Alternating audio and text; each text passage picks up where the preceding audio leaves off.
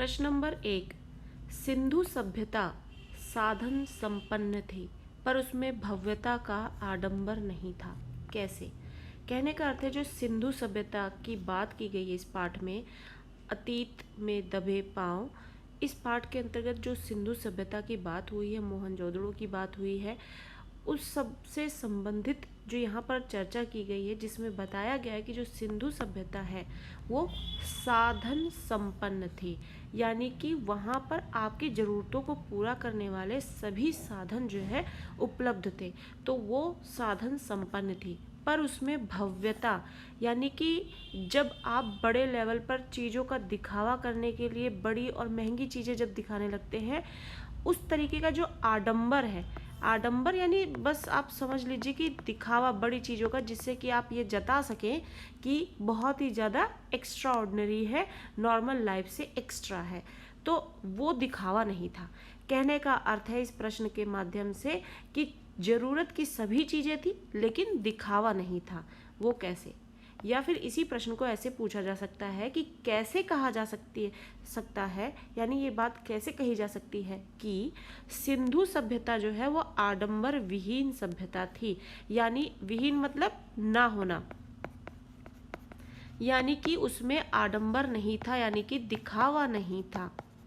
सिंधु सभ्यता जो है वो दिखावटी सभ्यता नहीं थी। उदाहरण सहित अतीत में दबे पांव के आधार पर स्पष्ट कीजिए। तो कहने का अर्थ है सिंपली कि इस क्वेश्चन के माध्यम से कि जो सिंधु सभ्यता है वो दिखावटी नहीं थी, जरूरत के अनुसार वो उसमें संपन्नता पूरी थी। तो ये हमें पाठ के आधार पर इसका उत्तर देना है। सिंधु सभ्यता जो है वो साधन संपन्न थी, फिर भी उसमें भव्यता का आडंबर यानी कि बनावटीपन जरा भी नहीं था, अर्थात यह आडंबर विहीन था, यानी दिखावे से अलग था, उसमें दिखावा नहीं था, दिखावटीपना नहीं था, आडंबर विहीन सभ्यता थी ये सभ्यता हर प्रकार के साधनों से परिपूर्ण थी। हर प्रकार के साधनों यानी आपकी जिन क्षेत्रों में जो जो जरूरतें हैं उन सभी को पूरा करने के लिए जितने भी साधन उपलब्ध होने चाहिए एक व्यक्ति के पास, वो सभी हुआ करते थे पूरा करने के लिए। सिंधु सभ्यता में निर्माण व्यवस्थित तरीके से किया गया, यानी जो निर्माण प्रक्रिया है सिंधु सभ्यता में वो बहुत ही सिस्टमैटिक वे में हुआ था, तथा निर्माण शैली जो है यानी जो निर्माण करने का जो तरीका है वो हर प्रकार से विस्तृत होने के बाद भी लोग दिखावे से बहुत दूर थे, यानी बहुत एक बड़े लेवल पर जो है निर्माण शैली का प्रयोग किया जाता था, लेकिन उसके बाद भी जो है लोग उस वक्त पर यानी जो सिंधु सभ्यता है उसमें दिखावटीपना नहीं आया, क्योंकि जो वस्तु जिस रूप में सुंदर लगती थी उसका निर्माण उसी ढंग से किया गया था। अतः ये स्पष्ट रूप से कहा जा सकता है कि जो सिंधु सभ्यता है वो आडंबर विहीन थी लेकिन साधन संपन्न थी, यानी जरूरत आपकी पूरी हुआ करती थी पर दिखावा नहीं हुआ करता था। प्रश्न नंबर 2, सिंधु की सभ्यता जो है, जो सिंधु सभ्यता है वो पूर्ण विकसित मानव सभ्यता थी, यानी कि मानव सभ्यता जो है उसकी ज़रूरतों को पूरा करने वाली एक संपूर्ण सभ्यता थी। इस विचार से आप कहाँ तक सहमत हैं और क्यों? जो सिंधु सभ्यता थी बहुत पुराना समय है, आप समझ लीजिए कि उस वक्त पर चीज़ें इतनी ज़्यादा ग्रो नहीं हुई थी और फिर भी उसमें सिंधु घाटी जो सभ्यता है वो उसमें इतनी संपन्नता थी कि हर एक व्यक्ति अपने जीवन को बहुत ही ऐशो आराम में जी सकता था, क्योंकि हर उसकी एक ज़रूरत को पूरा करने के लिए सभी साधन उपलब्ध हुआ करते थे, बस दिखावटीपना नहीं था। तो कैसे था ये पॉसिबल और क्यों हुआ, कैसे हुआ? सिंधु की जो सभ्यता है एक पूर्ण विकसित मानव सभ्यता थी, इस विचार से हम पूर्ण रूप से सहमत भी हैं। ये सभ्यता जो है धर्मतंत्र या राजतंत्र की शक्ति का प्रदर्शन करने वाले महलों, उपासना स्थलों आदि का निर्माण नहीं करती थी, यानी कि बड़े बड़े जो महल होते हैं, उपासना स्थल जो होते हैं, उन सब का निर्माण करके इस सभ्यता को बहुत बड़े लेवल पर लाकर दिखावटीपना नहीं तैयार किया गया। कहने का मतलब है उन्हीं इन चीज़ों पर खर्च करने की बजाय लोगों की ज़रूरतों पर उनको लगाया जाता था, उन खर्चों का इस्तेमाल किया जाता था, जिससे व्यक्ति जो है अपने जीवन को बहुत ही बेहतरीन और संपन्नता के नज़रिए से जरिए जो है जी पाता था। बल्कि ये सभ्यता जो है समाज या मानव पोषित संस्था का समर्थन करती थी। कहने का अर्थ है जो ये सभ्यता थी, ये कौन सी सभ्यता? सिंधु सभ्यता। ये समाज को और मानव को पोषित करती थी, यानी कि उसकी ज़रूरतों का ध्यान रखती थी, संस्था का समर्थन नहीं करती थी। आप देखेंगे जैसे कि किसी शहर में जब तक बड़े बड़े होटल्स ना हो, दिखावटी ऐसे स्थल ना हो जिससे कि उसका नाम हो सके, वो उन चीज़ों पर ध्यान देने की बजाय समाज में लोगों की जो स्थिति है, उसकी जो ज़रूरत है, उस पर ध्यान देती थी। इसी के लिए जो सिंधु घाटी जो सभ्यता है वो संपन्न तो थी पर दिखावटीपना नहीं था उसमें। इस सभ्यता में अभी क्या है, बड़े बड़े शहरों में बहुत लोग जो है गरीब हैं, भूखे हैं, गर्मी से तड़प रहे हैं, सर्दी से तड़प रहे हैं, लेकिन जो शहर है वो बड़े बड़े इमारतों से, स्मारकों से सजा होना बहुत ज़रूरी है। तो ये क्या हो गया? दिखावटीपना। और वहीं पर रहने वाला एक व्यक्ति, उसी देश का नागरिक जो है वो भूख से, गरीबी से तड़प रहा है। तो इस तरीके से जो सिंधु घाटी सभ्यता है वो समाज पर ध्यान देता था और मानव पर ध्यान देता था, उसकी ज़रूरतों पर ध्यान देता था, संस्थाओं पर ध्यान नहीं देता था कि बड़ी बड़ी संस्थाएं हों जिससे कि नाम हो कि लोगों के लिए एक इतनी बड़ी संस्था है, वो लोगों के लिए ये करता है, वो करता है। लोगों की ज़रूरतों पर ध्यान देना उनका मेन मोटिव हुआ करता था। इस सभ्यता में आडंबर यानी दिखावा जो है उसको स्थान नहीं दिया गया, अपितु बल्कि चारों ओर सुंदरता ही दिखाई देती थी। सभ्यता के केंद्र में समाज को प्रथम स्थान दिया गया। इन्हीं बातों के आधार पर हम कह सकते हैं कि सिंधु की सभ्यता जो है पूर्ण विकसित मानव सभ्यता थी। मानव सभ्यता को आगे बढ़ाने वाली ही सभ्यता थी सिंधु घाटी सभ्यता। तो इस हिसाब से जो सिंधु घाटी सभ्यता है वो बहुत ही विकसित सभ्यता मानी जाती है। प्रश्न नंबर 3, आपके अनुमान से मोहनजोदड़ो की खुदाई में क्या क्या मिला और वहाँ की बस्ती किस प्रकार की बनी होगी? अपने विचार व्यक्त कीजिए। मोहनजोदड़ो के बारे में हमने बहुत पढ़ा है अपनी हिस्ट्री, और आप कहेंगे आपके जो सोशल स्टडीज़ हैं और सोशल साइंस है उसमें आपको इसकी चर्चा बहुत बताई जाती है, उसके विषय में आपको बहुत ही विस्तृत रूप में बताया जाता है। ये तो आपको यहाँ पर आपके हिंदी की पाठ्यपुस्तक में एक सिलेबस में ये आपको ऐड कर दिया गया है चैप्टर, जिसमें आपको एक आइडिया दिया गया है, मोटा मोटा आइडिया दिया गया है मोहनजोदड़ो के बारे में। यहाँ पर इसमें जो खुदाई हुई है उसमें क्या क्या चीज़ें मिली हैं और बस्ती का जो निर्माण है, यहाँ की बस्ती जो है वो किस प्रकार की थी, उन सब के बारे में जो चर्चा की गई है वो बताना है कि मोहनजोदड़ो में जो हमें खुदाई के दौरान चीज़ें मिली हैं और बस्ती कैसे हुआ करती थी। हमारे अनुमान से मोहनजोदड़ो की खुदाई के दौरान निकली वस्तुओं की संख्या जो है लगभग 50,000 है। अधिकतर वस्तुओं को दिल्ली, कराची, लाहौर तथा लंदन में देखा जा सकता है। मोहनजोदड़ो की खुदाई में जो चीज़ें हमें मिली हैं उसकी संख्या लगभग 50,000 बताई जाती है। और इसको कहाँ कहाँ आप देख सकते हैं? दिल्ली में, कराची में, लाहौर में और लंदन में। मोहनजोदड़ो के अजायब घर में विभिन्न प्रकार की चीज़ें मिलती हैं, जिनमें है मोहरे, तांबे का शीशा, गेहूँ, तांबे और कांसे के बर्तन, वाद्य यंत्र यानी म्यूजिक प्ले करने वाले जितने भी इंस्ट्रूमेंट्स हैं वो, चाक पर बने मिट्टी के मटके, माप तौल के पत्थर। आप जिस तरीके से आप देखेंगे तराजू पे तौलने वाले जो बाट होते हैं, उस तरीके से पत्थर के बने जो माप तौल के पत्थर हैं वो हमें इन सब चीज़ों में मोहनजोदड़ो की खुदाई में जो ये चीज़ें मिली हैं वो हमें देखने को मिलती हैं। मोहनजोदड़ो की बस्ती का जो आकार है वो बड़ा है। इन घरों के जो आंगन होते हैं वो खुले और दीवारें ऊंची होती हैं एवं मोटी होती हैं, यानी कि जो यहाँ पर बस्ती का निर्माण हुआ करता था उसमें जो दीवारें होती हैं बहुत मोटी बनती थी और जो दीवारें हैं मोटी होती थी और बहुत ऊंची ऊंची होती थी और घर बस्तियों का आकार जो है बड़ा होता था। आंगन जो है खुले होते थे। मोटी दीवारों वाले घर शायद 2 मंजिल वाले होते थे। कुछ दीवारों पर छेद भी दिखाई देते हैं जो बताते हैं कि दूसरी मंजिल को उठाने के लिए शायद कड़ी के लिए जगह छोड़ी जाती होगी। जिस तरीके से आप देखेंगे कि लकड़ी के मोटे मोटे जो आप लंबे लंबे जो आप देखेंगे कि जिनके इस्तेमाल से जो मिस्त्री हैं वो किस तरीके से आपके घरों का निर्माण करते हैं। तो उसके लिए आपको दीवारों में छेद मिलेंगे जिसके ज़रिए उसका सहारा लेते हुए वह आगे का काम बढ़ा पाते हैं। सभी घरों में पक्की और एक ही आकार की ईंटें लगाई गई हैं। इन घरों में पत्थर अधिक मात्रा में नहीं लगाया गया। यहाँ नालियों को ढक कर रखा गया है जिससे गंदगी ना फैले। तो इतना सिस्टमेटिक वे में जो है घरों का निर्माण होता था और इतने तरीके से निर्माण होता था और नालियों को ढक कर रखा जाता था। आप देखेंगे आज के टाइम में भी बहुत जगहों पर आप जाएंगे जहाँ नालियाँ यूं ही खुले में बहती और गंदगी फैलाई हुई दिखती हैं। हम यहाँ पर सिंधु घाटी सभ्यता की बात कर रहे हैं जो कि बहुत पुरानी सभ्यता है जिसमें इतना बेहतरीन और सिस्टमेटिक वे से रहन सहन की शैली दिखाई जा रही है, जहाँ पर आपको नालियों को ढका हुआ दिखाया जाएगा जिससे गंदगी ना फैल सके। इसका मेन पर्पस था। प्रश्न नंबर 4, सिंधु घाटी की जो सभ्यता है केवल अवशेषों के आधार पर बनाई गई एक धारणा है। अवशेषों के आधार पर मतलब सिंधु घाटी सभ्यता जो है लोग उसको सिर्फ अवशेषों से यानी जो बची खुची मिली हुई चीज़ों से के आधार पर सिर्फ उसे जोड़ते हैं।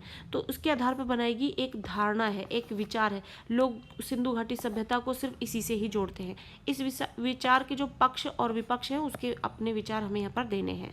सिंधु घाटी सभ्यता के जो अवशेष हैं उसके आधार पर ही इसकी नगर योजना, कृषि, संस्कृति और कला आदि के बारे में बताया गया है। जो सिंधु घाटी सभ्यता है जो उसके अवशेष हमें मिलते हैं, अवशेष हमें कई तरीकों से मिल सकते हैं। आपको लिखित रूप में मिल सकते हैं उसकी डिटेल्स के तौर पर जो हमारे पास अब जानकारी रिमेन रह गई है, या फिर आप देखेंगे आपको बताया जाता है कि खुदाई के दौरान क्या क्या चीज़ें मिली, ये सब चीज़ें हैं। तो उसके आधार पर ही जो नगर योजना है कि वहाँ का जो नगर जो है वो उनकी योजना जो है वो कृषि और जो संस्कृति है साथ ही कला इन सब के बारे में बताया जाता है। अवशेषों को कोई लिखित प्रमाण तो नहीं मिले हैं पर इतनी पुरानी सभ्यताओं के लिखित प्रमाण भी शायद संभव नहीं है। यहाँ से जो चित्रलिपि मिली है, चित्रलिपि की बात की जा रही है, उसका अध्ययन भी किया नहीं जा सकता। इस आधार पर केवल अवशेषों को ही प्रमाण माना जाता है। ये अवशेष जो है मनुष्य द्वारा ही बनाए गए हैं जो इतने समय के बाद भी अभी तक उपलब्ध हैं। सिंधु घाटी में ईंटों, मूर्तियों, भवनों इत्यादि के अवशेष मिलते हैं। यहाँ बड़ी तादाद में खुदाई के समय इमारतें, सड़कें, धातु पत्थर की मूर्तियां, चाक पर बने चित्रित भांडे, मुहरे, साजो सामान यानी जो घर को सजाने की चीज़ें हैं वो, और खिलौने आदि मिलते हैं। इन्हीं अवशेषों के आधार पर ही जो है सिंधु घाटी सभ्यता का अध्ययन संभव होता है। इन्हीं प्रमाणों के आधार पर ही संपूर्ण सभ्यता एवं संस्कृति की सुंदर कल्पना की गई। तो हमने ये जाना कि किसी भी समय का और आपकी जो हिस्ट्री है उसके बारे में हम जानकारी कैसे प्राप्त करते हैं। खुदाई के दौरान जो अवशेष मिलते हैं वो लिखित प्रमाण होते हैं उसके आधार पर, और इस तरीके से जो है हमें यहाँ पर बताया जा रहा है कि सिंधु घाटी सभ्यता इतनी पुरानी है कि उसके लिखित अवशेष तो कुछ भी नहीं मिलते हैं और चित्रलिपि जो मिलती है उसको पढ़ना संभव नहीं है। तो जो हमें खुदाई के दौरान अवशेष मिले हैं जो कि मनुष्यों के द्वारा ही बनाए गए हैं, उन्हीं के आधार पर जो है उस वक्त का अंदाज़ा लगाया जाता है कि वहाँ की सभ्यता कैसी रही होगी। प्रश्न नंबर 5, पुरातत्व के किन चिन्हों के आधार पर आप ये कह सकते हैं कि सिंधु सभ्यता जो है शक्ति से शासित होने की अपेक्षा समझ से अनुशासित सभ्यता थी। सबसे पहले तो इस प्रश्न को समझना है हमें। जो पुरातत्व के जो चिन्ह है, आप जो हमारा पिछला समय है, जो जिनके चिन्हों के आधार पर हम उनकी जानकारी प्राप्त करते हैं और हमारी जो पिछला समय है उससे हमारी देश की जो संस्कृति सभ्यता है उसकी जानकारी मिलती है। तो जो पुरातत्व है उसके चिन्हों के आधार पर पुराने जो तत्व हमें मिलते हैं उनके चिन्हों के आधार पर हम ये कैसे कह सकते हैं कि जो सिंधु घाटी सभ्यता है वो शक्ति से शासित मतलब पावर के बेसिस पर जब देश को चलाया जाता है तो शक्ति से शासित यानी अपनी पावर दिखाकर शासन को चलाना, देश को चलाना, ये होने की बजाय समझ से अनुशासित सभ्यता थी। यानी कि समझ यानी कि आप अपने देश को और समाज को, लोगों को समझते हैं, उनकी ज़रूरतों को पूरा करते हैं और उनको खुश रखने की कोशिश करते हैं। उस बेसिस पर की गई कोशिशों से जो अनुशासन किया जाता है वो वाली सभ्यता है। कहने का अर्थ है इस प्रश्न के माध्यम से कि जो सिंधु घाटी सभ्यता है वो शक्ति से शासित नहीं होती थी बल्कि समझ से शासित होती थी। ये हम कैसे कह सकते हैं, इसका उत्तर देना है। तो ये इम्पॉर्टेंट क्वेश्चन लग रहा है एक, इसको जरूर आप समझें। सिंधु सभ्यता जो है वो शक्ति से शासित होने की अपेक्षा समझ से अनुशासित सभ्यता थी, क्योंकि एक और जब सिंधु सभ्यता की खुदाई हुई तब वहाँ मिट्टी के बर्तन, सिक्के, मूर्तियाँ, पत्थर और मिट्टी के उपकरण मिले, ना कि कोई हथियार। तो हथियार के बल पर अहिंसा का हाथ पकड़कर देश को चलाना वो या फिर समाज को चलाना जो है वो उसका माध्यम नहीं रखती थी बल्कि समझ से अनुशासन करती थी। तो हमें जब खुदाई के दौरान सिर्फ बर्तन, सिक्के, मूर्तियाँ, पत्थर और मिट्टी मिलते थे जो लोगों की ज़रूरतों को पूरा करते हैं, ना कि हथियार जिससे कि लोगों को डरा धमकाकर समाज को तैयार किया जाए और देश पर शासन किया जाए। वहीं दूसरी ओर हमें सड़कों, नालियों तथा गलियों को साफ सुथरा रखना उनकी समझदारी को दर्शाता है। अर्थात जो सिंधु सभ्यता है उसको किसी राजा या शासक ने विकसित नहीं किया था, अपितु वहाँ के सामान्य जो निवासी हैं उन्होंने आपसी समझदारी से इसे पोषित किया था।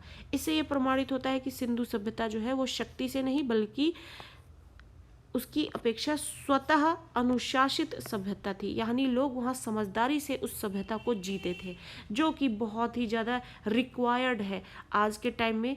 तो इसलिए वो जो सभ्यता है सबसे बेहतरीन सभ्यता समझी जाती है। किसके आधार पर? अवशेषों के आधार पर ही। कैसे पता लगता है हमें? अवशेषों के आधार पर जो चीज़ें मिली है उससे पता लगता है कि लोगों की ज़रूरतों को ध्यान में रखकर जो है शासन किया जाता था, ना कि हथियारों के आधार पर। तो इस तरीके से बहुत ही बेहतरीन और शिक्षित सभ्यता सी महसूस होती है सिंधु घाटी सभ्यता। प्रश्न नंबर 6, सिंधु घाटी के लोगों में कला या सुरुचि का महत्व अधिक था। लोग सिंधु घाटी सभ्यता के में रहने वाले जो लोग हैं वो कला प्रेमी थे। सुरुचि यानी जिसमें आप खुशी से अपनी रुचि रखते हो उसका महत्व अधिक होता था। उदाहरण देकर स्पष्ट कीजिए। सिंधु घाटी सभ्यता के लोगों में उत्कृष्ट एक अपर लेवल की जो कलात्मक अभिरुचि थी, यानी लोग कलाकार थे वहाँ पर। यहाँ के जो लोगों के दैनिक प्रयोग की वस्तुएं थी उसमें भी कलात्मकता दिखाई देती। दैनिक प्रयोग की, मान लीजिए आप घड़े, गुल्लक ये सब देख रहे हैं, आप उसमें ऐसी बेहतरीन कलाएं देखेंगे तो आप एक छोटी सी ज़रूरत पर देख लेंगे कि तो उनकी कला कितनी बेहतरीन थी। यहाँ की जो वस्तुकला है तथा नियोजन है, धातु व पत्थर की जो मूर्तियाँ हैं, केश विन्यास हैं, आभूषण हैं, बर्तनों पर उभारे गए जो चित्र हैं, मोहरों पर जो उत्कीर्ण यानी मोहरों पर जो चित्र बनाए गए हैं, उत्कीर्ण करना उसे कहते हैं, उनकी जो आकृतियां देखने को मिलती हैं उससे सिंधु घाटी के लोगों के सौंदर्य बोध यानी सिंधु घाटी के लोगों में सौंदर्य की जो समझ है, बोध का मतलब होता है समझ, सौंदर्य को देखने की जो क्षमता है वो समझ में आती है और कलात्मक रुचि को वो प्रकट करती है। वस्तुओं के प्राकृतिक या नैसर्गिक सौंदर्य को अधिक महत्व दिया गया है, यानी नेचुरल, प्राकृतिक और नेचुरल। प्राकृतिक और नैसर्गिक का मतलब होता है नेचुरल और स्पिरिचुअल। ये सौंदर्य लोग देखा करते थे। प्रश्न नंबर 7, कला की दृष्टि से हड़प्पा सभ्यता समृद्ध थी। पाठ के आधार पर उदाहरण स्पष्ट कीजिए। यानी हड़प्पा संस्कृति जो थी वो कला की दृष्टि से समृद्ध थी, यानी वहाँ पर भरपूर मात्रा में आप कला देख सकते थे, उससे वो समृद्ध थी, परिपूर्ण थी। उसमें आप कह सकते हैं, आप जिस तरीके से आम भाषा में कह सकते हैं कि भर भर की कला आपको देखने को मिल सकती थी, उस तरीके से, उस एंगल से जो है वो बहुत परिपूर्ण थी। तो हमें पाठ में जो इससे संबंधित जो चर्चा की गई है वो बताना है। कला की दृष्टि से हड़प्पा संस्कृति जो है अत्यंत समृद्ध थी। इस सभ्यता के लोगों में कला के प्रति समृद्ध दृष्टि तत्कालीन मनुष्यों की दैनिक प्रयोग की वस्तुओं में स्पष्ट रूप से दिखाई देती थी। जैसे वहाँ की जो वास्तुकला है तथा नियोजन है। वास्तुकला और नियोजन में धातु एवं पत्थर की मूर्तियों में मिट्टी के बर्तन पर एवं उन पर बने चित्र, वनस्पति एवं पशु पक्षियों की जो छवियां हैं, मोहरे हैं, उन पर जो उत्कीर्ण आकृतियां हैं, मोहरों पर आप देखेंगे कई आकृतियां बने रहेंगे, जैसे आप अपने सिक्कों पर देखेंगे चित्र बने रहते हैं, तो उसको उत्कीर्ण करना कहते हैं। खिलौने, केश विन्यास, आभूषण, सुघड़ लिपि यानी जो आप शब्द लिख रहे हैं कितने बेहतरीन और सुंदर लिख रहे हैं आदि तत्कालीन समय में विद्यमान हड़प्पा सभ्यता के सौंदर्य बोध को व्यक्त करती है। यानी आप जो है कलाओं को इनकी जो रोजमर्रा की जरूरतों में की चीजें हैं उन पर उत्कीर्ण देखेंगे, जिससे पता लगेगा कि जो कला है वहाँ पर यानी कि हड़प्पा संस्कृति की वो समृद्ध थी, एक अपर लेवल पर थी। प्रश्न नंबर 8, सिंधु सभ्यता की खूबी उसका सौंदर्य है जो राज पोषित या धर्म पोषित ना होकर समाज पोषित था। ऐसा क्यों कहा गया है? यानी सिंधु घाटी सभ्यता जो है वो उसमें बहुत सारा सौंदर्य देखने को मिलता है। क्यों? क्योंकि कला वो बहुत भरपूर मात्रा में देखने को मिलती थी, लेकिन वो राज पोषित या धर्म पोषित यानी कि राज के आधार पर यानी शासन करने वालों के आधार पर या फिर धर्म के आधार पर ना होकर समाज के जो लोग हैं, समाज है, उसके द्वारा उसको पोषित किया जाता था, यानी उसको आगे बढ़ाया जाता था। ऐसा क्यों कहा गया है? या फिर इसी प्रश्न को ऐसे पूछ सकते हैं कि ये कैसे कहा जा सकता है कि सिंधु सभ्यता का जो सौंदर्य बोध है यानी सिंधु घाटी सभ्यता में जो सौंदर्य की समझ है वो राज पोषित ना होकर ना ही धर्म पोषित होकर बल्कि समाज पोषित था। यानी कि वहाँ पर अगर इतनी कला और सौंदर्य देखने की क्षमता थी लोगों में तो वो किस वजह से थी? क्योंकि वो समाज पोषित था। यानी वहाँ पर जो जीवन को आगे बढ़ाया जाता था उस समाज की जरूरतों को देखकर बढ़ाया जाता था। वहाँ पर जबरदस्ती का शासन नहीं था कि जो नियम बना दिए गए वो उसी पर चलना है, राज पोषित या फिर धर्म के आधार पर। तो अतीत में दबे पाव के पाठ के आधार पर जो है इस उत्तर को हमें देना है। ये सभ्यता जो धर्मतंत्र या राजतंत्र की शक्ति का प्रदर्शन करने वाले महलों, उपासना स्थलों आदि का निर्माण नहीं करती थी। यानी जो सिंधु घाटी सभ्यता है वो दिखावे में नहीं विश्वास करती थी, जहाँ पर वो अपना जरूरत की चीज़ों को बड़े बड़े महलों को दिखाने के लिए, उपासना स्थलों को बनाकर दिखाने के लिए प्रयोग करे। तो सिंधु सभ्यता जो है समाज पोषित संस्था का समर्थन करती थी, यानी समाज को ध्यान में रखना और उसकी ज़रूरतों को ध्यान में रखने पर जोर डालती थी। सभ्यता में आडंबर को यानी दिखावे को स्थान नहीं दिया गया, क्योंकि इस सभ्यता में राजमहलों, मंदिरों, समाधियों के अवशेष नहीं मिलते हैं। यानी कि हमें सिंधु घाटी सभ्यता के से संबंधित जो अवशेष मिलते हैं उसमें समाज की ज़रूरतों को इसको ध्यान में रखते हुए जो ज़रूरत की चीज़ें हुआ करती थी वो तो मिल गई, लेकिन ना तो राजमहल से संबंधित कोई चीज़ें मिली, न मंदिरों से, न समाधियों से संबंधित कोई अवशेष मिले। ऐसी कोई मूर्ति भी नहीं उपलब्ध हुई जिसमें विशालता एवं भव्यता व्याप्त हो, अपितु चारों ओर से सुंदरता ही दिखाई देती थी। अर्थात समाज में सौंदर्य बोध था, ना कि कोई राजनीतिक या धार्मिक आडंबर था। तो वहाँ पर किसी भी प्रकार की राजनीतिक और धार्मिक आडंबर नहीं था, यानी कि कोई राजनीति नहीं थी, ना धर्म के आधार पर किसी तरीके का काम किया जाता था या बात की जाती थी। वहाँ पर सिर्फ सौंदर्य बोध था, यानी कला की वैल्यू थी, कला होनी चाहिए, कला के आधार पर जीवन था और समाज की जरूरतों को ध्यान में रखा जाता था। सभ्यता के केंद्र में समाज को प्रथम स्थान दिया गया है। इसमें ना किसी राजा का प्रभाव था और ना ही किसी धर्म विशेष का। यानी कि सिंधु घाटी सभ्यता में ना ही राजा का कोई प्रभाव था कि राजा अपनी प्रजा का ध्यान रखेगी, जिस तरीके से प्रजा अपना जीवन वैसे ही चलाएगी, और ना ही धर्म को ध्यान में रखकर कुछ किया जाता था। इतना अवश्य है कि कोई ना कोई राजा अवश्य रहा होगा, लेकिन यह सभ्यता राजा पर आश्रित नहीं थी।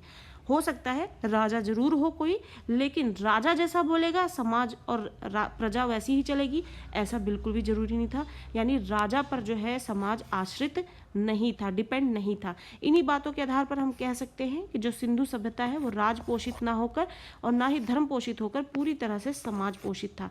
यानी कि ना तो वहाँ पे राजा का शासन था, न धर्म का शासन था, वहाँ समाज का शासन था। तो इस तरीके से आप समझ पाए होंगे कि इस राज पोषित, धर्म पोषित और समाज पोषित का क्या लेना देना है सिंधु घाटी सभ्यता से। प्रश्न नंबर 9, टूटे फूटे खंडहर सभ्यता और संस्कृति के इतिहास के साथ साथ धड़कती जिंदगियों के अनछुए समयों का भी दस्तावेज होते हैं। इस कथन का भाव स्पष्ट कीजिए। यानी कि जो हमारी हड़प्पा संस्कृति है, सिंधु घाटी सभ्यता है, जिसकी चर्चा की जा रही है कि उसके अवशेषों के माध्यम से हम पता लगाते हैं कि कितनी विकसित सभ्यता थी वो।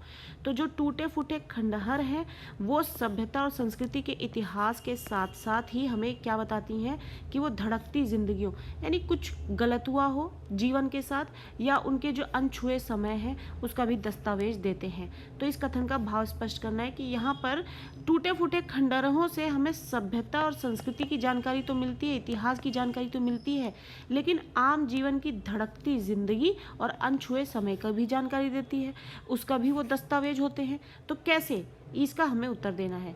दिए गए कथन को प्रमाणित करने के लिए मोहनजोदड़ो के लेखक बताते हैं कि शहर के किसी भी मकान की जो दीवार है उस पर वह पीठ टिकाकर आराम कर सकता है। किसी भी घर की देहरी जो है उस पर पाँव रखकर शरीर जो है वो सहम जाता है। रसोई की जो खिड़की है उस पर खड़े होकर रसोई की गंध महसूस की जा सकती है।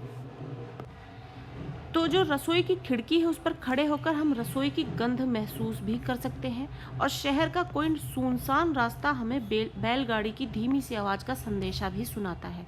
यानी जो बनावट है, जो रहन सहन की जो शैली है, जो घर मकान है, वहाँ पर ऐसी बनावट है कि आप हर चीज़ से कनेक्ट फील करेंगे आप अपने आप को। मोहनजोदड़ो और हड़प्पा का जो प्राचीन नगर नियोजन है वस्तुतः वो वास्तुकला पर, शिल्पकला पर और सड़क निर्माण आदि की जानकारी पर रोशनी डालता है, जिसे आज के टाइम में लोग बहुत पैसा खर्च करके इंटीरियर डिजाइनिंग करवाते हैं। उसी आपको जो यहाँ पर वास्तुकला की चर्चा बताई जा रही है, शिल्प कला की जो चर्चा बताई जा रही है, वो सारी चीज़ें जो हैं हमें इसी संस्कृति में देखने को मिलती हैं, जो बहुत ही बेहतरीन थी, जो जीवन शैली को इतना बेहतरीन बनाती थी। सड़क निर्माण आदि की भी जानकारी देती है, उस पर रोशनी भी डालता है। यहाँ के अद्भुत घरों में जब लोग बसते होंगे तब सड़कों पर वाहन भी चलते होंगे और बसी बसाई बस्तियों की चहल पहल भी होती होगी। इस प्रकार खंडहरों के आधार पर उनके रहने सहने का ढंग और सोचने के तरीकों की भी कल्पना की जा सकती है। संसार में सभी प्राचीन सभ्यताओं की तुलना में इसे सर्वश्रेष्ठ माना गया।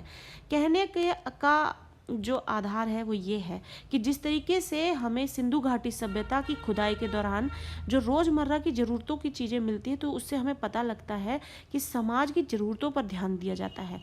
वैसे ही जब टूटे फूटे खंडहरों को देखा जाता है तो उससे ये भी अंदाज़ा लगाया जाता है कि जो वास्तुकला है, शिल्पकला है, सड़क निर्माण पर जो ध्यान दिया जाता था, जो उस समय की प्राचीन नगर नियोजन का जो तरीका था वो कितनी एडवांस थी उस समय में भी। तो ये सारी चीज़ें जो है हमें अवशेषों के माध्यम से पता लगती हैं।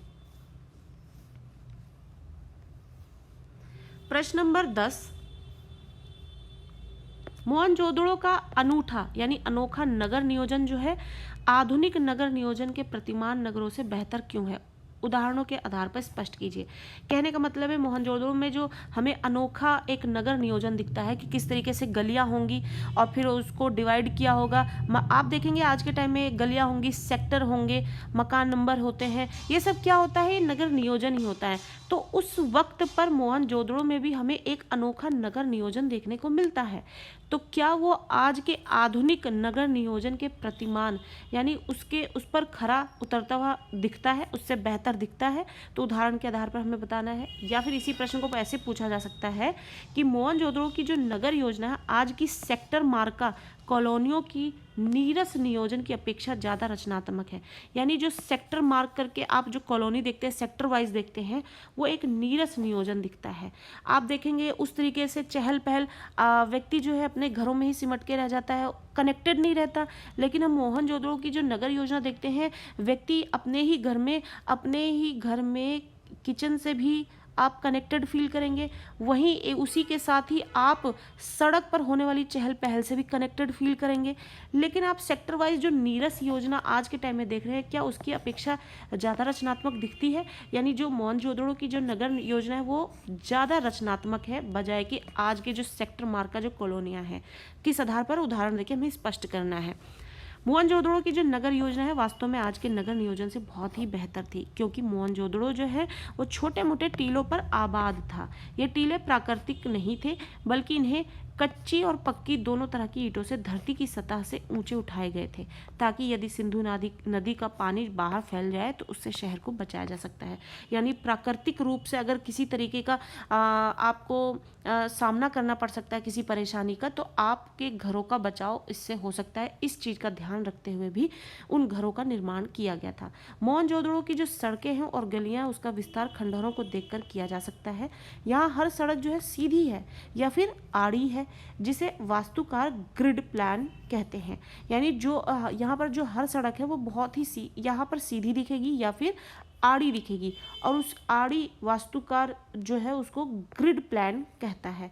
चबूतरे हैं, गढ़ के पीछे उच्च वर्ग की बस्ती है, महाकुंड है, स्नानागार है, ढकी नालियां है, अन्न का कोठार है, सभा भवन है। घरों की बनावट भव्य राजप्रासाद, समाधियां आदि संरचनाएं ऐसे सुव्यवस्थित हैं, यानी बहुत ही सिस्टमेटिक ढंग से हैं कि जिनके आधार पर कहा जा सकता है कि जो शहर है उसके नियोजन से लेकर सामाजिक संबंधों तक में इसकी कोई तुलना नहीं है। यानी कि आम चीज़ों से लेकर बेहतरीन जो बड़ी है, जैसे कि महाकुंड, स्नानागार, नालियाँ, ढकी नालियाँ जो है, अन्न का कोठार, सभा भवन, ये सब जो है इनकी बनावट जो है अवशेषों के आधार पर देखकर ये पता लगाया जा सकता है कि इनका जो शहर नियोजन से लेकर सामाजिक संबंध है उस तक की उसकी कोई तुलना नहीं की जा सकती। हम कह सकते हैं कि वर्तमान की जो सेक्टर मार्का कॉलोनियाँ है उसके नियोजन इनके सामने बिल्कुल ही फीके हैं, जिसकी कॉलोनियों में आड़ा सीधा नियोजन अधिक देखने को मिलता है। पहले की अपेक्षा आज के शहरों के नियोजन के नाम पर भी हमें अराजकता, जहां पर आपको कोई नियम कानून नहीं देखने को मिलता, अधिक दिखाई पड़ती है। इसी कारण सेक्टर मार्का कॉलोनियों का रहन सहन जो है वो नीरस सा बना हुआ है। आप कह सकते हैं कि जो हड़प्पा संस्कृति है उसके जो शहर नियोजन है, नगर नियोजन है, वो इतने कनेक्टेड थे कि व्यक्ति अपने घर में भी रहकर आप उसकी चारों तरफ की, आप सड़कों पर जो होने वाली चहल पहल है, आप अपने घर के किचन की, आप अपने घर के आंगन की, सब जगह की चहल पहल से कनेक्टेड होते थे। प्रश्न नंबर 11, ये सच है कि यहाँ किसी आंगन की टूटी फूटी सीढ़ियाँ अब आपको कहीं नहीं ले जाती? यानी कि जाहिर सी बात है कि अब वो टूट फूट गए हैं, वो खंडहर हो गए हैं, तो वो आपको एक घर का फील नहीं दे पाएंगे, लेकिन वे आकाश की तरफ अधूरी रह जाती हैं। लेकिन उन अधूरे पायदानों पर खड़े होकर अनुभव किया जा सकता है कि आप दुनिया की छत पर हैं, वहाँ से आप इतिहास को नहीं उसके पार झांक रहे हैं। इस कथन से लेखक का क्या आशय है? ये जो पंक्तियां लेखक ने कही हैं इसका हमें अर्थ बताना है कि वो किस सेंस में और क्या बात समझाने के लिए कह रहा है। लेखक के अनुसार मोहनजोदड़ो और हड़प्पा जैसे सिंधु घाटी सभ्यता के स्थलों के जो अवशेष हैं वो जीर्ण शीर्ण स्थिति में है। जीर्ण शीर्ण यानी कि अब वो बिल्कुल ही खंडहर हो गए, उनमें कोई जान नहीं रह गई है, परंतु उसके बाद भी वो अपने इतिहास का परिचय अवश्य देते हैं। यानी उनमें ये आप सामने से जो देख रहे हैं कि वो बेजान हो चुके हैं, उनमें कोई जान नहीं रह गई, कोई भी व्यक्ति उसको अपना घर बना के नहीं रह सकता, वो इस हालत में नहीं है, यानी वो किसी उपयोग में नहीं आ सकते। उसके बाद भी उनमें इतनी ताकत है, उनमें इतनी जान है कि वो हमारे इतिहास का परिचय देते हैं। इतनी ऊंची छत पर स्वयं चढ़कर इतिहास का अनुभव करना आनंददायक लगता है। खुदाई के आसपास मिले बर्तन, सिक्के, नगरीय ढांचे, सड़कों, गलियों को ही साक्ष्य माना गया है। इन वस्तुओं को इन अधूरे पायदानों पर खड़े होकर, इन अधूरे पायदान यानी कि अब ये जो खंडहर है इन्हीं के आधार पर जो है हम अपने इतिहास को देख पाते हैं, अपने पिछले समय को में झांक पाते हैं। इन अधूरे पायदानों पर खड़े होकर ही देख सकते हैं। ये अधूरे पायदान जो है संसार की सबसे पुरानी सभ्यता को दर्शाते हैं। संसार की जो बेहतरीन, सबसे पुरानी और सबसे बेहतरीन जो सभ्यता है, जहाँ पर जो कि समाज पोषित था, वो हमें इन खंडहरों के माध्यम से देखने को मिलती हैं, जो आज जीर्ण शीर्ण हालत में हैं। प्रश्न नंबर 12, मोहनजोदड़ो से प्राप्त कुंड की विशेषता तथा उसका उपयोग बताइए। जो मोहनजोदड़ो से हमें कुंड देखने को मिलता है उस सभ्यता से, उसकी क्या विशेषता है? मोहनजोदड़ो में मिला कुंड जो है वो लगभग 40 फीट लंबा है, 25 फीट चौड़ा है और 7 फीट गहरा है। इस कुंड की जो खास बात है वो ये है कि इसमें पक्की ईंटों का जमाव है, यानी पक्की ईंटों से बना है, अर्थात इस कुंड के तल में एवं दीवारों पर ईंटों के बीच चूने और चिरोड़ी के गारे का प्रयोग हुआ है। जिस तरीके से आप देखेंगे आज के समय में किस तरीके से रोड़ी, पत्थर, मिट्टी और सीमेंट वगैरह का प्रयोग होता है, वहाँ पर जब जो कुंड बना है वो पक्की ईंटों से बना है, उसमें चूने और चिरौड़ी के गारे का इस्तेमाल हुआ है ताकि कुंड का जो पानी है वो रिस ना सके, यानी वो सोखे ना उसे। आप देखेंगे कुछ समय में थोड़ा थोड़ा करके पानी सोख जाता है और बाहर का अशुद्ध पानी कुंड में ना आ पाए, इस वजह से इसका इस्तेमाल किया गया है। तो आप देख सकते हैं कि कितनी बेहतरीन सभ्यता थी जिसमें ऐसी चीज़ों का इस्तेमाल किया गया और ऐसी चीज़ बनाई गई है जिससे हर सेंस में उससे फ़ायदा ही होता है। कुंड के जो उत्तर और दक्षिण से जो सीढ़ियाँ उतरती हैं, इसके 3 तरफ साधुओं के कक्ष बने हुए हैं, यानी इन्हीं सीढ़ियों से उतरने के बाद जो है हमें 3 कक्ष देखने को मिलते हैं साधुओं के। उत्तर में 2 पात में 8 स्नानागार है, इसमें से किसी के भी द्वार एक दूसरे के सामने नहीं खुलते हैं।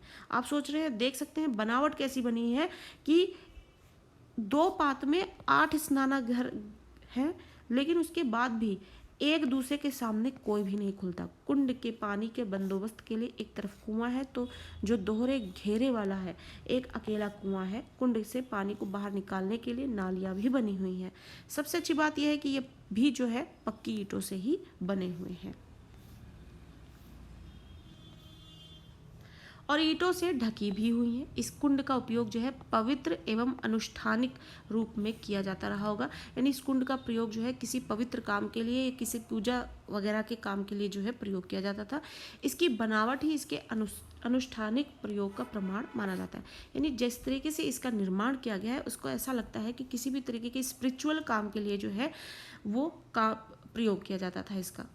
प्रश्न नंबर 13, नदी, कुएं, स्नानागार और बेजोड़ निकासी व्यवस्था को देखते हुए, बेजोड़ निकासी अवस्था, किसी भी चीज़ को बाहर निकलने के का जो माध्यम बनाना जो है वो निकासी व्यवस्था है। बेजोड़, जिसका कोई जोड़ ना हो, ऐसी इस तरीके की हमने यहाँ पर बनावटें देखी हुई हैं। तो उस व्यवस्था को देखते हुए लेखक जो है पाठकों से प्रश्न पूछता है कि क्या हम सिंधु सभ्यता को जल संस्कृति कह सकते हैं?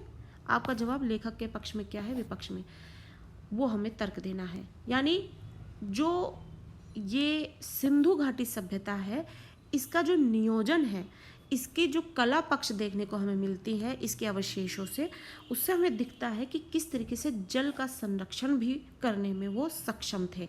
तो क्या हम इस संस्कृति को जल संस्कृति भी कह सकते हैं?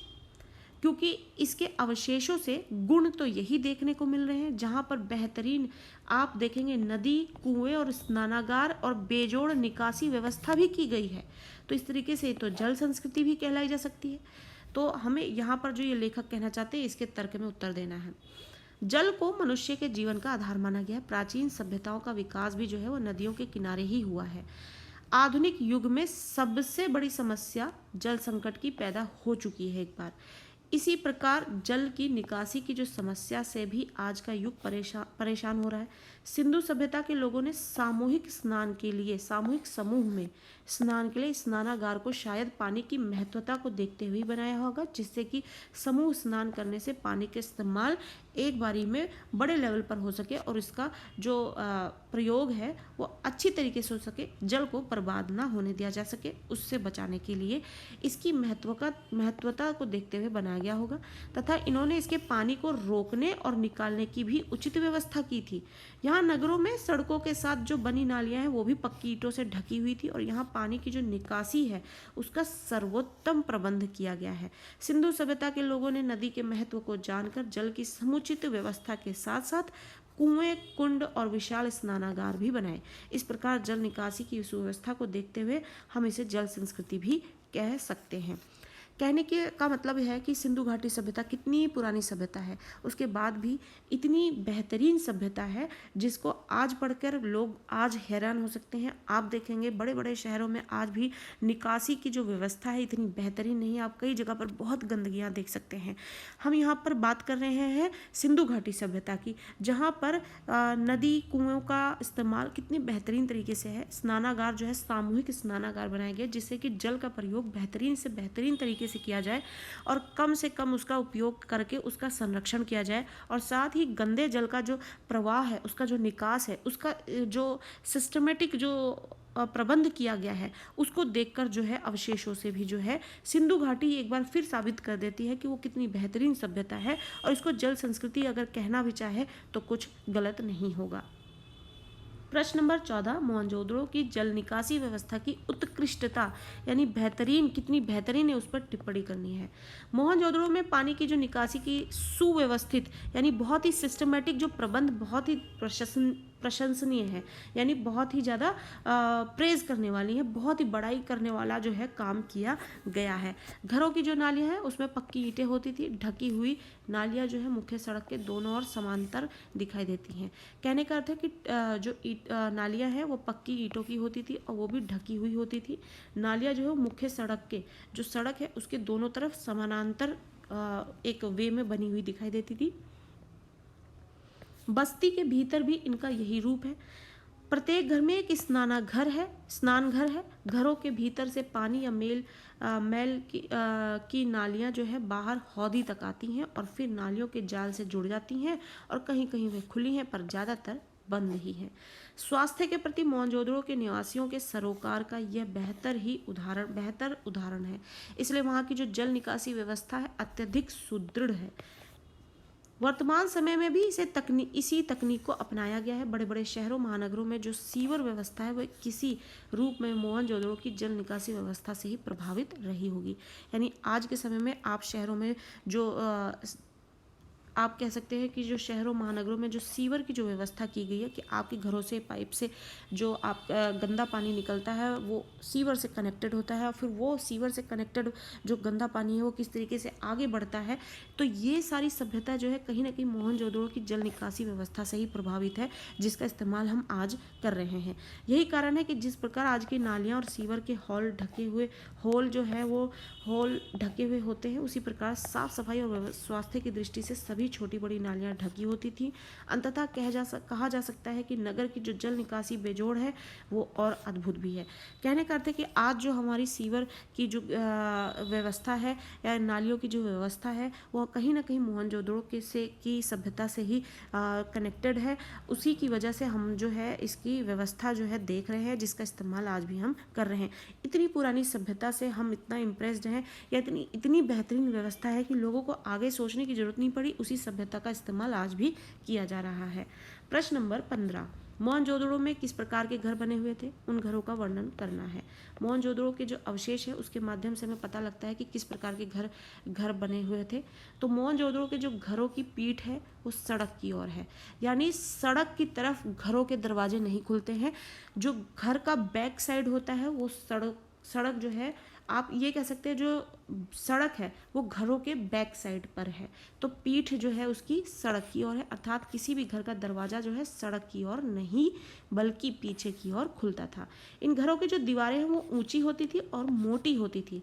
मोटी दीवार का अर्थ ये लगाया जा सकता है कि उस पर दूसरी मंजिल भी रही होगी, यानी कि अगर आपको किसी घर में मोटी दीवार मिलती है, अगर अवशेषों में आप देखने के माध्यम से पता लगता है कि किसी घर में अगर मोटी दीवार मिलती है तो इसका मतलब उस पर दूसरी मंजिल भी बनी होगी। कहने का मतलब ये है कि मोहनजोदड़ो जो इतनी पुरानी सभ्यता है वो दूसरी मंजिल का भी प्रयोग करती थी और उसके लिए इतनी मोटी दीवारों का इस्तेमाल करती थी जिससे कि मजबूती बनी रहे। सभी घर जो है वो पक्की ईंट के बने होते थे और इन ईंटों का आकार जो है 1:2:4 में होता था। इन घरों में एक दिलचस्प बात यह है कि सामने की दीवार में केवल प्रवेश द्वार बना होता था जिसमें कोई खिड़की नहीं होती थी। घरों के अंदर से पानी या मैले की नालियां बाहर हौदी तक आती थी और फिर नालियों के जाल से जुड़ जाती थी। कहीं कहीं वे खुली हैं पर अधिकतर बंद हैं। हर घर में एक स्नान घर है। वर्तमान में सभी घर खंडहर स्थिति में हैं। अब वर्तमान में जो कि इतनी पुरानी सभ्यता है, आज की स्थिति में तो वो खंडहर हो ही जाने हैं। तो आप ये देखेंगे, आपको ये प्रश्न जो है अपनी डेली लाइफ से कनेक्ट करें तो आपको बहुत ईजिली याद होंगे। आप देखेंगे कि हम तो बहुत हद तक इन्हीं चीज़ों का इस्तेमाल कर रहे हैं आज के टाइम में, लेकिन हम मोहनजोदड़ो की सभ्यता को इसलिए पढ़ रहे हैं कि वो इतनी पुरानी सभ्यता है फिर भी इतनी अपडेटेड थी। तो ये एक हैरानी भरी बात है और हमें अपना इतिहास देखने को मिल रहा है अवशेषों के माध्यम से। तो आप याद करें तो इससे आपको उत्तर जो है रटने नहीं पड़ेंगे, आप देखेंगे कनेक्ट करेंगे, आपके घरों की जो बनावट है उस हिसाब से ही है। बस हम मोहनजोदड़ो की सभ्यता इसीलिए पढ़ रहे हैं क्योंकि बहुत पुरानी सभ्यता है, उसके बाद भी बहुत ही अपडेटेड थी, जिसका इस्तेमाल हम आज के टाइम में भी कर रहे हैं। प्रश्न नंबर 16, अतीत में दबे पांव पाठ के आधार पर सिंधु घाटी सभ्यता की जो विशेषता है उसका उल्लेख करना है। साथ इसके अलावा इस प्रश्न को इस तरीके से पूछ सकते हैं कि मोहनजोदड़ो से प्राप्त जानकारी के आधार पर सिंधु सभ्यता की सामाजिक एवं सांस्कृतिक विशेषताओं का वर्णन कीजिए। यानी सिंधु घाटी सभ्यता में हमें सामाजिक और सांस्कृतिक विशेषताएं क्या देखने को मिलती है, हमें वो बताना है। सामाजिक एवं सांस्कृतिक दृष्टि से सिंधु सभ्यता के जो सामाजिक वातावरण को बहुत ही अनुशासित होने का अनुमान लगाया गया है। अनुशासित होने की वजह से ही वो बेहतरीन सभ्यता है, जाहिर सी बात है। तो अनुशासन होना बहुत जरूरी है। और हमने ये भी पढ़ा है कि वो राज पोषित भी नहीं था और ना ही धर्म पोषित था, वो समाज पोषित था। अगर समाज पोषित है तो जाहिर सी बात है उसमें अनुशासन होगा, तभी वो इतने बेहतरीन तरीके से चल पाएगी। तो वहाँ का अनुशासन ताकत के बल पर नहीं था। नगर योजना, वास्तुशिल्प, मोहर, पानी या साफ सफाई जैसी सामाजिक व्यवस्था में एक रूपता से यह अनुशासन प्रकट होता है। सिंधु सभ्यता में सुनियोजित नगर थे। पानी की निकासी की व्यवस्था भी बहुत अच्छी थी। सड़कें लंबी व चौड़ी थी। कृषि भी उन्नत थी। यातायात के जो साधन है उसके रूप में बैलगाड़ी प्रयोग की जाती थी। हर नगर में मुद्रा, अनाज भंडार, स्नान गृह आदि थे तथा घरों एवं सड़कों के निर्माण कार्यों में पक्की ईंटों का ही इस्तेमाल होता था। सिंधु सभ्यता में प्रदर्शन या फिर दिखावे की प्रवृत्ति नहीं थी। यानी सिंधु घाटी सभ्यता में प्रदर्शन या दिखावटी पने की कोई जगह नहीं हुआ करती थी। यही विशेषता जो है इसको अलग सांस्कृतिक धरातल पर खड़ा करती है। यानी संस्कृति के धरातल पर ये अपने आप को ऊंचा स्थान इसी आधार पर दिलाती है कि इसमें दिखावटी पना नहीं था, इसमें समाज की जरूरतों को ध्यान में रखा जाता था। प्रश्न नंबर 17, उस खास बात का विस्तार से उल्लेख कीजिए जो अजायब घर में रखे सिंधु सभ्यता के पुरातत्व के अवशेषों से सिद्ध होती है। यानी जो पुरातत्व के जो अवशेष हमें देखने को मिलते हैं जिससे सिंधु घाटी सभ्यता की जानकारी मिलती है, उसमें क्या विशेष है वो हमें बताना है। अजायब घर में रखे सिंधु सभ्यता के जो पुरातत्व के अवशेष है उससे सिद्ध होता है कि सिंधु सभ्यता जो है वो साधन संपन्न थी। अजायब घर में रखी जो चीज़ें हैं उसमें चीज़ों में काला पड़ गया गेहूं, तांबा, कांसे के बर्तन, मोहरें, चाक पर बने विशाल मृद भांड, उन पर काले भूरे चित्र, चौपड़ की गोटियां, दिए, मापतौल के पत्थर, तांबे का आईना, मिट्टी की बैलगाड़ी और दूसरे खिलौने, 2 पार्ट वाली चक्की, कंघी, मिट्टी के कंगन, रंग बिरंगे मनकों वाले हार और पत्थर के औजार आदि प्रमुख है जो कि हमें ये अवशेष देखने को मिलते हैं सिंधु घाटी सभ्यता से संबंधित। इस प्रकार जो ये सभ्यता है विभिन्न साधनों से भरी पड़ी थी। ये सारे साधन कैसे हैं जो हमारे आम जीवन में प्रयोग में बहुत ही लगातार प्रयोग में आने वाली चीज़ें हैं। तो हड़प्पा से लेकर हरियाणा तक समूची सिंधु सभ्यता में हथियार उस तरह कहीं नहीं मिले हैं। इससे पता चलता है कि वहाँ जो है अनुशासन जरूर था परंतु शक्ति के बल पर नहीं। और इससे संबंधित एक प्रश्न हम पहले भी पढ़ चुके हैं जहाँ पर हम बता चुके हैं कि यहाँ पर शासन जो है वो शक्ति के से पर बेस्ड नहीं है, यानी पावर से शासन नहीं किया जाता था, बल्कि यहाँ पर किससे शासन होता था, जो कि वो साधन संपन्न था, वो समाज पर के द्वारा शासन होता था। इसी कारण जो है सिंधु घाटी की सभ्यता को दूसरी सभ्यताओं से अलग माना जाता है जिसमें किसी प्रकार का कोई प्रभुत्व यानी कोई अपना जो है राज नहीं चला सकता था, अपना वर्चस्व नहीं कायम कर सकता था, यानी अपनी कोई धौंस नहीं जमाता था। यहाँ पर समाज अपने लिए ही खुद ही अनुशासन बनाकर और बहुत ही सलीके से रहता था, बल्कि एकता व समृद्धि से परिपूर्ण सभ्यता थी। एकता है, समृद्धि है, एकता है तभी वहाँ पर समाज का अनुशासन चलता था और उसी की वजह से समृद्धि भी आती थी। एकता थी क्योंकि समाज का अनुशासन था वहाँ पर। ये बातें कनेक्ट करें और आप अपने उत्तर में इस्तेमाल कर सकते हैं। और समाज के अनुशासन की वजह से ही समृद्धि थी उसमें। प्रश्न नंबर 18, आप अनुमान लगाइए कि मोहनजोदड़ो में बड़े घरों में छोटे कमरे होने का क्या कारण है। यानी बड़े बड़े घर हुआ करते थे फिर भी उसमें छोटे कमरे होते थे, तो क्यों? मोहनजोदड़ो की सभ्यता में हमने जो देखा, मोहनजोदड़ो में बने घर बड़े तथा 2 मंजिला थे। यानी घर जो है बहुत बड़े हुआ करते थे और 2 मंजिल के बना करते थे। ऊपर की 2 मंजिलों पर बड़े कमरे थे तथा घर की निचली मंजिलों में कमरे बहुत छोटे होते थे। निचली मंजिल के कमरों में ऊपर बने कमरों जैसी सुख सुविधाएं नहीं होती थी। इन कमरों के आधार पर पुरातत्वविद ग्रेगरी प्रोसेल का अनुमान है कि निचली मंजिलों के कमरों में नौकर चाकर रहते होंगे, इसलिए उसमें छोटे कमरे होते हैं, और ऊपर की मंजिल में जो है मालिक रहते होंगे, इस वजह से वहाँ पर बड़े कमरे होते होंगे। इन घरों के आंगन में चौड़ी सीढ़ियाँ हैं। कुछ घरों में ऊपर की मंजिल के निशान है पर सीढ़ियाँ नहीं है। शायद उस समय लकड़ी की सीढ़ियाँ भी रही हों जो कालांतर में नष्ट हो गई हों। इस प्रकार अनुमान लगाया जा सकता है कि बड़े घरों में छोटे कमरे उन्होंने अपनी व्यवस्था के अनुसार ही बनाए थे। तो कहने का मतलब है कि मोहनजोदड़ो में हमें जो बड़े घर देखने मिले जिसमें छोटे कमरे भी हैं, वो इस वजह से हैं कि हो सकता है छोटे कमरों जो नीचे की मंजिल है जिन पर छोटे कमरे बने हैं वहाँ पर नौकर चाकर रहते हों और ऊपर की मंजिलों में जो है मालिक रहते हों, इस वजह से ऊपर बड़े कमरे हैं। और कई घरों में हमने ये भी देखा है कि 2 मंजिल का होने के बाद भी उसमें सीढ़ियाँ नहीं बनी है। कई घरों में सीढ़ियाँ बनी हैं, चौड़ी हैं। वो चौड़ी जो है सभ्यता का जो है एक अनुमान देती है कि चौड़ी सीढ़ियाँ बनाने का वहाँ पर तरीका था। लेकिन कई घरों में सीढ़ियाँ नहीं देखने को मिलती, तो इससे अंदाज़ा लगाया जाता है कि अगर दूसरी मंजिल बनी है तो उस तक पहुँचने का कोई तो ज़रिया होगा। तो हो सकता है वहाँ पर लकड़ी की सीढ़ियाँ हो जो कि कालांतर में समय के साथ जो है वो जो आप कह सकते हैं कि बाकी चीज़ों में दब गई हों या नष्ट हो गई हों। तो इस वजह से ये सारे जो सभ्यता के अंतर्गत हमने घर मकान के जो तौर तरीके और शैली देखे हैं वो पता लगते हैं। प्रश्न नंबर 19, पर्यटक यानी जो घूमने जाते हैं उन जगहों पर मोहनजोदड़ो में क्या क्या देख सकते हैं। जो पर्यटक है जो वहाँ घूमने जाते हैं मोहनजोदड़ो में, वो क्या क्या देख सकते हैं। अतीत में दबे पाँव पाठ के आधार पर किन्हीं 3 दृश्यों का परिचय कीजिए। तो इसमें हम निम्न 3 चीज़ें देख सकते हैं। पहला, बौद्ध स्तूप देख सकते हैं। यह सबसे ऊंचे चबूतरे पर निर्मित एक विशाल बौद्ध स्तूप है। वर्ष 1922 में राखाल दास बनर्जी ने इसी बौद्ध स्तूप की खुदाई करते हुए सिंधु सभ्यता के बारे में पहली बार जानकारी प्राप्त की थी। यानी पहली बार इसी से सिंधु घाटी सभ्यता की जानकारी प्राप्त हुई थी 1922 में, जब राखाल दास बनर्जी ने बौद्ध स्तूप की खुदाई की थी और उससे हमें सिंधु घाटी सभ्यता के बारे में जानकारी प्राप्त हुई। स्तूप वाले चबूतरे के पीछे वाले हिस्से को विद्वान गढ़ कहते हैं। लेखक वहाँ की धूप की विशेषता को रेखांकित करता है। तो पहली चीज़ है वहाँ पर पर्यटक जो है वो बौद्ध स्तूप देख सकते हैं। दूसरा देख सकते हैं विशाल स्नानागार और कुंड देख सकते हैं। यहाँ सामूहिक स्नानागार का स्थान है जो महाकुंड के नाम से जाना जाता है। यानी सामूहिक यानी जहाँ पर समूह में स्नान किया जा सकता है वो स्नानागार है और ये महाकुंड इसको बोला जाता है।